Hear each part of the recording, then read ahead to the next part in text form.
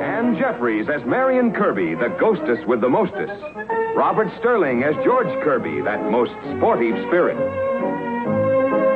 And Leo G. Carroll, host to said ghosts, as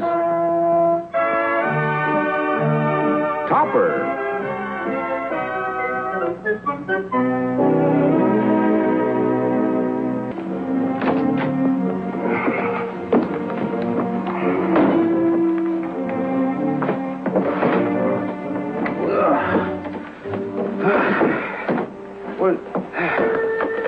Sign here, Mr. Kirby.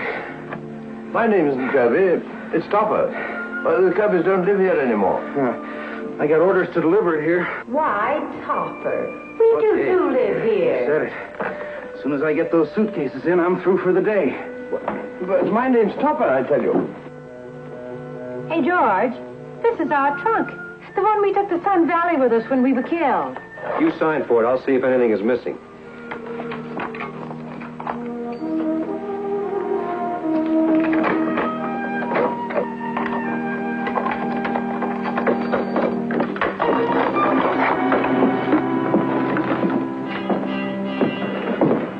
These things don't belong here. No? Well, who opened that? Well, somebody must have a key. Now, you'll just sign here, Mr. Oh, it's already signed. Marion Kirby. Your wife must have signed it while we were outside. Well, Marion Kirby is not my wife. Well, it's signed. She must be here. Well, yes, she's here, but well, she's not my wife. I get it.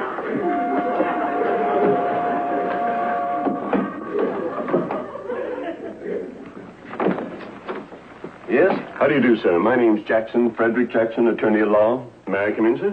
Well, if it's a business call, I'd prefer that you came to the bank. My wife isn't feeling very well. No, I'll be brief, Mr. Kirby. Kirby? My name's Topper, Cosmo Topper. He's here to see us, George. Take his hat. Okay. Yes, sir. I'd be glad to. But I don't even know how I did it. The Kirbys don't live here. I bought this house. My name's Topper. Do you happen to know how I can get in touch with them? No, and you don't know how fortunate you are. They're dead. Been dead for nearly a year. Terribly sorry to hear that. And I apologize for disturbing you, Mr. Topper. Kirby? Kirby? Kirby? Now, Mr. Kirby, just because I'm an attorney is no reason to give me a false name. My name is Topper. I represent the estate of your paternal grandfather, the late Augustus Kirby. Late? How late? 2 months. We're later. Much later. Augustus Kirby was a wealthy man, a solitary man. He used to say, don't never spend one penny that ain't absolutely necessary. Well, his English wasn't very good. Sir, I'm a Harvard man myself. But since I started handling his $1 million, I ain't had no objection to his English. Did you say million? Did you say $1 million? $1 million, give or take 100,000. To be brief, he has left the entire estate to you and your wife, George and Marion Kirby. George, we're rich. I don't think I can stand the shock. Let's get a drink quick. Augustus Kirby obviously hadn't heard the news. George and Marion were killed in a skiing accident. An avalanche hit them. What? Their bodies were never recovered. They're really dead, are you sure? Well, I have no proof. But after a year under 2 or 3 million tons of ice, well, one suspects the worst. I'm frightfully distressed. I must have proof of the death, because under the terms of the legacy, in the event of their demise, the money goes to charity. Mr. Topper, I'm extremely sorry to have intruded on you like this. Oh, not at all. Drop in any time you have another $1 million. $1 million? $1 million? Well, give or take 100,000. You give, I'll take. Tell you what I'll do, Topper. I'll buy Henrietta a brand new antique vase. And I'll buy her a black lace nightgown, just like mine. Seems to me you might have some feeling for your grandfather, Augustus. Well, we never knew him. He was a recluse. We just hope he finds someone as nice to haunt as you. It's very touching. But before you spend that inheritance, may I remind you both that you're every bit as deceased as Augustus? You and your skiing vacation. If you'd have gone to Florida like I wanted to, we'd have been alive to spend that money. Well, let's look on the bright side, honey. If we'd have gone to Florida, we might have been drowned. It's all your fault. Throwing away my $1 million. It's just like a man. You don't care what happens to your wife. You kill her and cheat her out of her rightful inheritance and... George, I won't speak to you about Marion. I know. This is just a lover's quarrel. You've got to do something about her. A lot of things I'd like to do, but they won't work.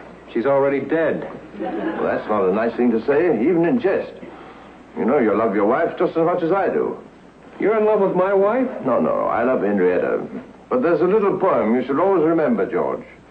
The truest joys they seldom prove, who free from quarrels live. 'Tis the most tender part of love, each other to forgive. Hello, what are you muttering about? The sight of you coming downstairs, dear, this inspired me to poetry. I was reciting to myself, Juliet is the sun. See how she leans her hand upon her cheek. Oh, that I were a glove upon that hand, that I might touch that cheek. Cosmo, if you must do something with your hands, take that trunk and those suitcases out of the hall. They've been there since this morning. Oh, very well, dear. I'll help you, Topper. I'll take it down to the basement, Topper. Cosmo, that trunk sailed right out of the hall. Oh, you're mistaken, dear. That's a steamer trunk, not a sail on it. I just know that headache medicine of mine has alcoholic content.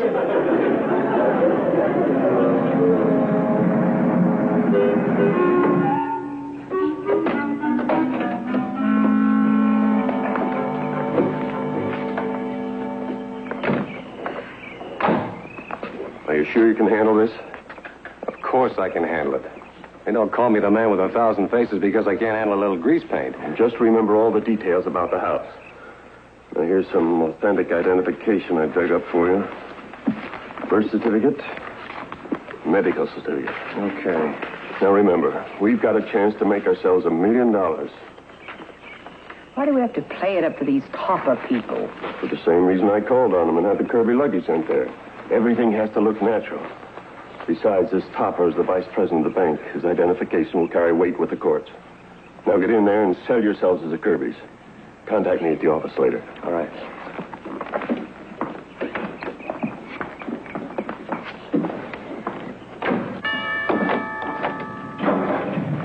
Mrs. Topper? Yes? How do you do? My name is Kirby. George Kirby. And this is my wife, Marion. How do you do? Won't you come in? Thank you. Oh. Kirby.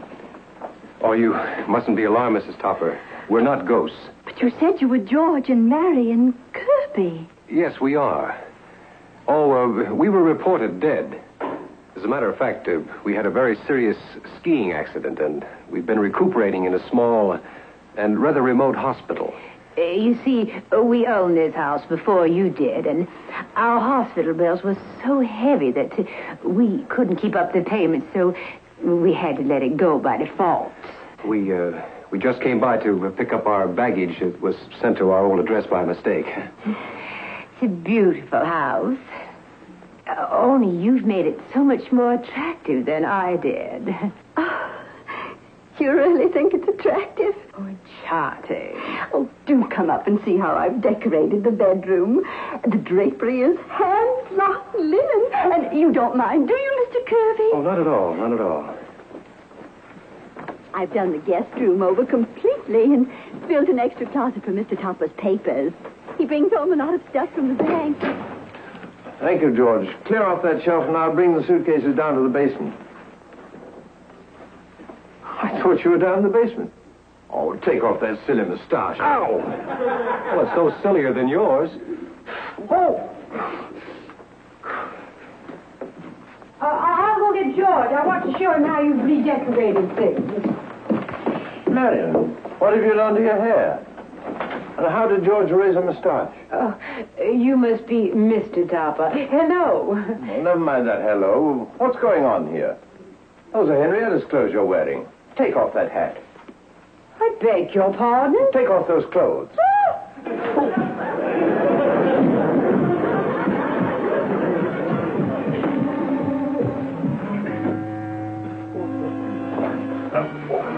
What happened? What hell's up with the suitcases? Where's your mustache? What mustache? George, you remember when you said you had a feeling something strange was going to happen? Yeah, bumps went down my spine. My spine just went down the bumps. George, it's happened. Met my husband, Mr. Topper, yet, have you? Not formally. He just stepped up to me and pulled on my mustache. Oh, dear.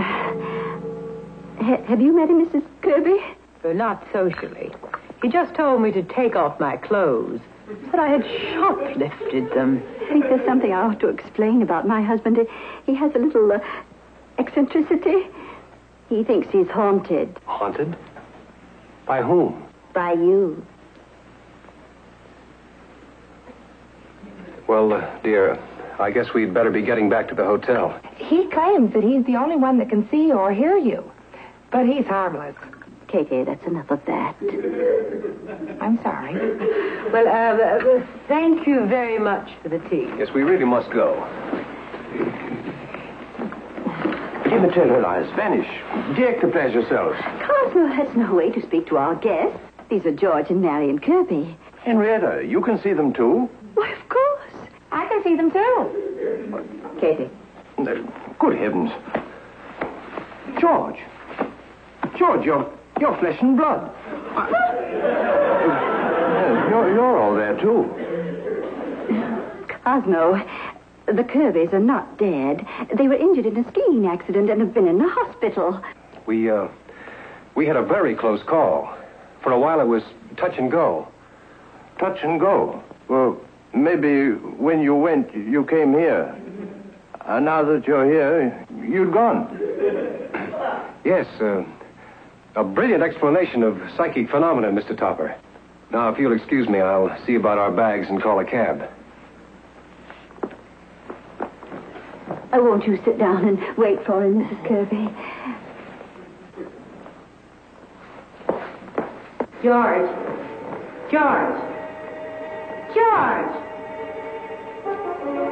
All right, so you're still not speaking to me.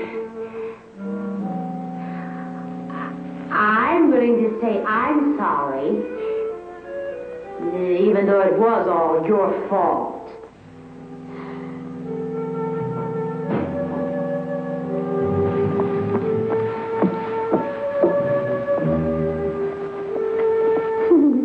Topper was right. That's a very ridiculous mustache. But I love you.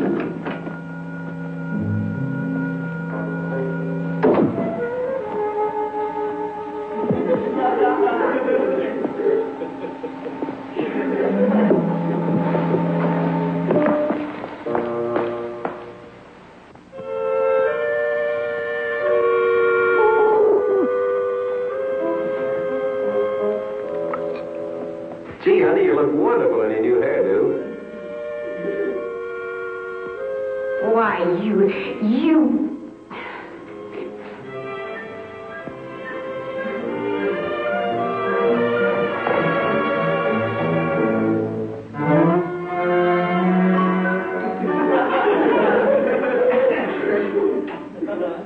Well, Cosmo, I hope you're satisfied. You know you're not haunted. You don't see two people. No, dear. Good. Now I see four.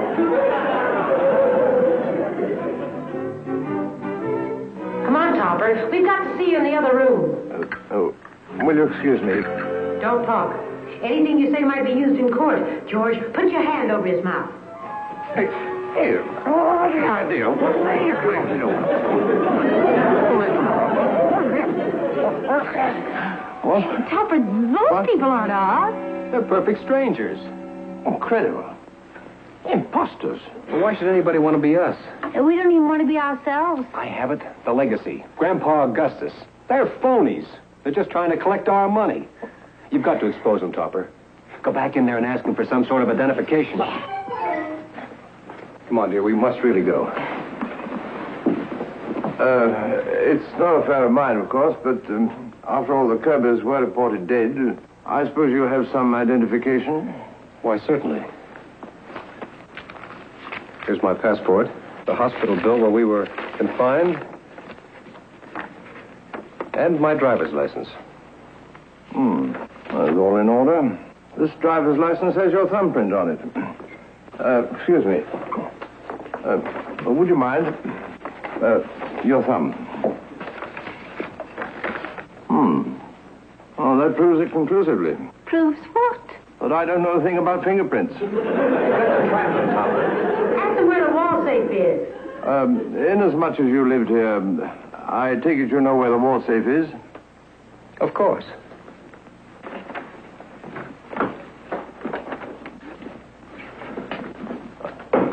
Now, open it.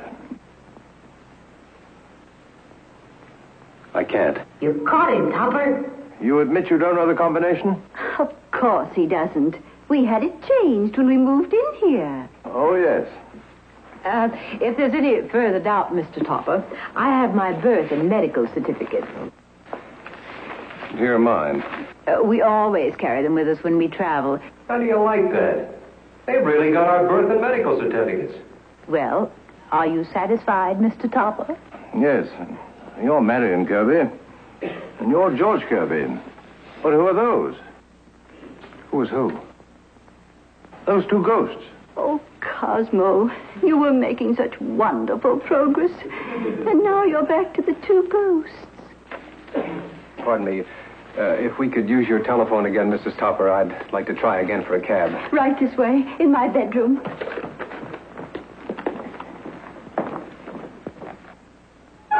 Topper, you're not going to let them get away with that, are you?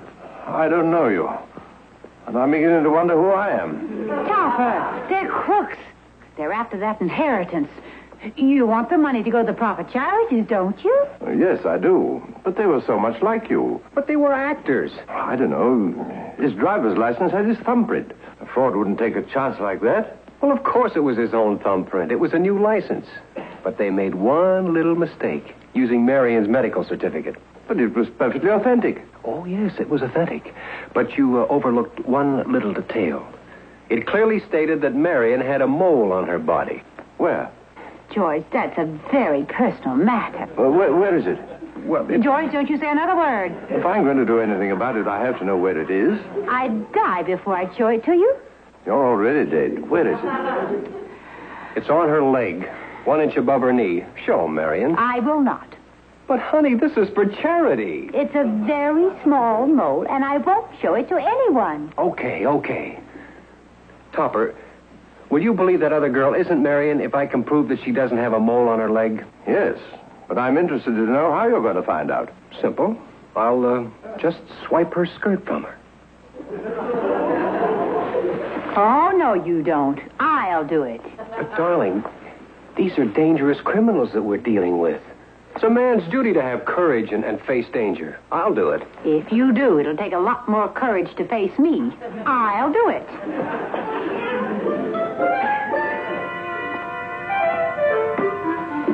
Here it is, Topper. Cosmo, the most amazing thing just happened. Mrs. Kirby was on the telephone, and suddenly part of her clothes... Cosmo, what have you to say? Nothing. I'm skirting the issue. I'll take it back upstairs, Topper. Cosmo, that skirt, it went right up by itself. Well, of course it went up. Paris has lifted the hemline again.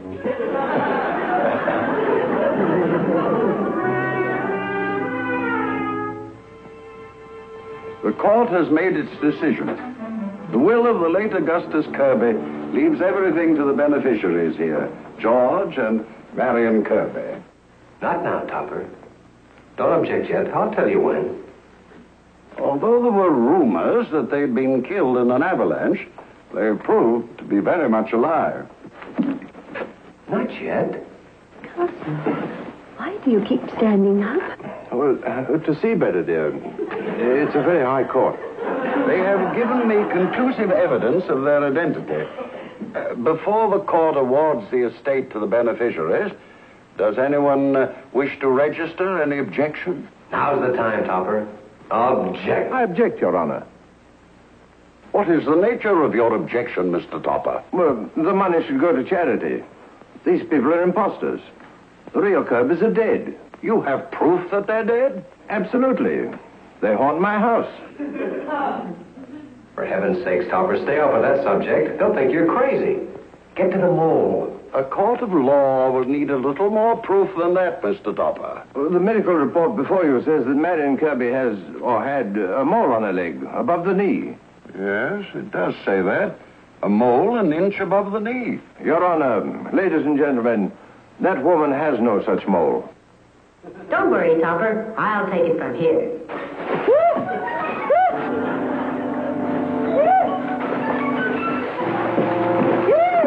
May it please the court, no mole. I can see it pleases the court.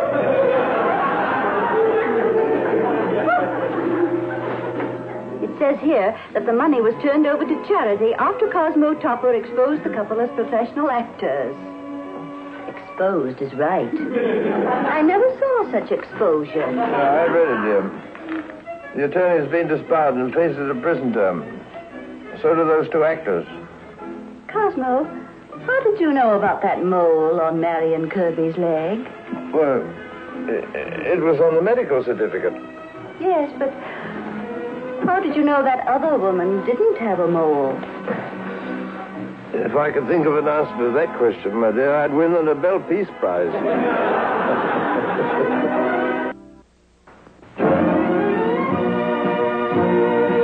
A John W. Lupton, Bernard L. Schubert production. Produced by John W. Lupton. Starring Ann Jeffries, Robert Sterling, and Leo G. Carroll.